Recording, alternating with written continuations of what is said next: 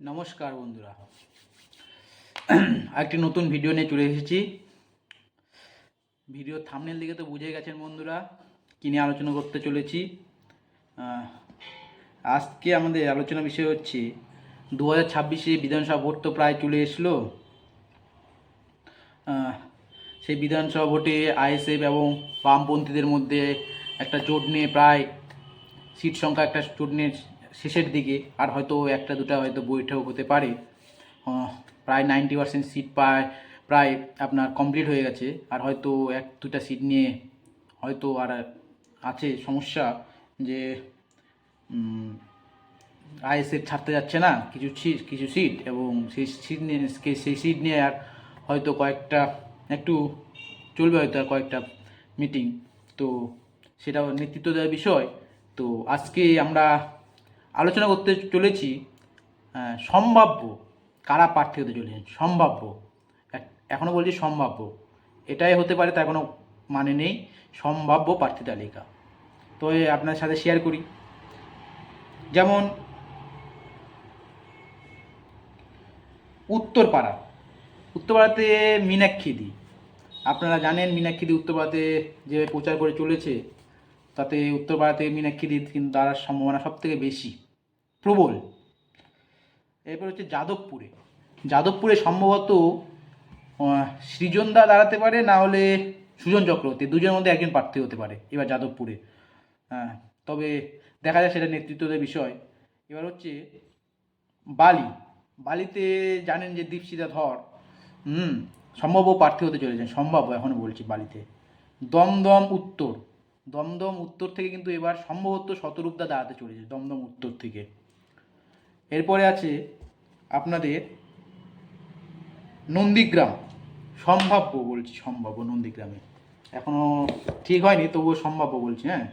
নন্দীগ্রাম থেকে সম্ভবত জাকির হোসেন মল্লিককে সম্ভাব্য এখন বলছি, হতে পারে।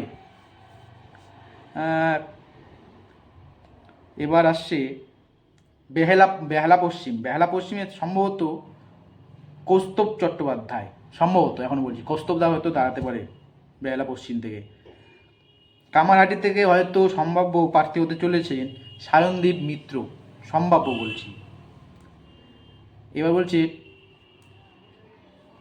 বসিরহাট উত্তর, সম্ভাব্য প্রার্থী সপ্তর্ষি দে, সম্ভাব্য এখনও বলি সম্ভাব্য, ওটা হতেই পারে তার কোনো মানে নেই, আমাদের একটা বেসিক ধারণা থেকেই আপনাদের সাথে তুলে ধরেছি। সম্ভাব্য প্রার্থী হতে পারেন সপ্তর্ষি দে। মানিকতলা সম্ভাব্য প্রার্থী হতে চলেছেন দেবাঞ্জন দে, সম্ভাব্য, যা মনে হচ্ছে। জানি না এর মধ্যে কতটা সত্যি হতে পারে কতটা মিথ্যা হতে পারে, তবে সম্ভাব্য বলছি বন্ধুরা। জামুরিয়াতে সম্ভাব্য প্রার্থী হতে চলেছেন ঐশী ঘোষ, এখনও বলছি বন্ধুরা সম্ভাব্য, এটাই হতে পারে তার কোনো কারণ নেই। বিধাননগর থেকে পলাশদা হতে পারে বিধাননগর থেকে, সম্ভাব্য এখনও। সিঙ্গুর থেকে সম্ভাব্য বাদশা মৈত্র, সম্ভাব্য বাদশাদা হয়তো সম্ভাব্য হতে পারে, জানি না কি হবে, এবার সেটা নেতৃত্বের বিষয়। সোনারপুর দক্ষিণ থেকে সায়ন বন্দ্যোপাধ্যায় হতে পারে, সম্ভাব্য বলছি। এই ছিল কয়েকটা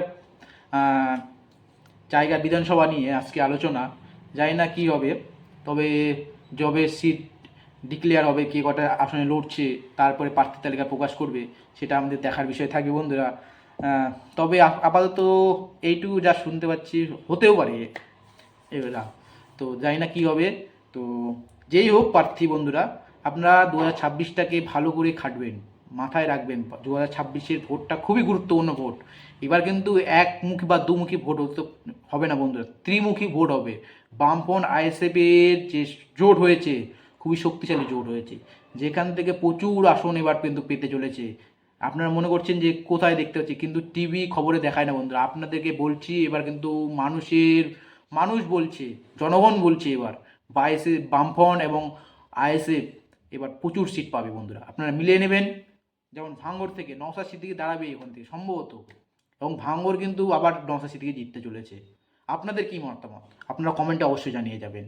বন্ধুরা, এই ছিল আজকে ভিডিও।